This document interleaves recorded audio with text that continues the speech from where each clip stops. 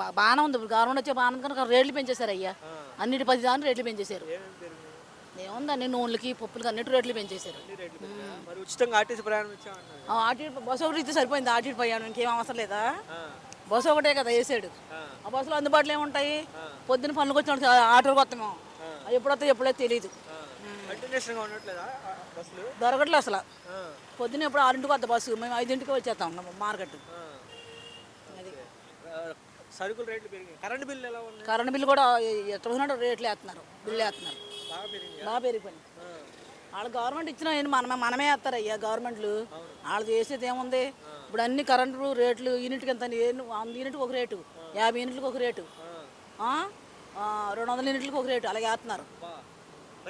మరి గవర్నమెంట్కి వచ్చే ముందు అసలు జగన్మోహన్ రెడ్డి గారు కరెంట్ బిల్లు పెంచుతున్నాడు, నేను పెంచనని చెప్పారు కదా చంద్రబాబు నాయుడు. ఆయన పెంచేశారు, అన్నింటికి కరెంట్లు పెంచారు, అన్నింటి రేట్లు పెంచారు, కరెంట్ బిల్లు పెంచారు, అన్నీ పెంచారు.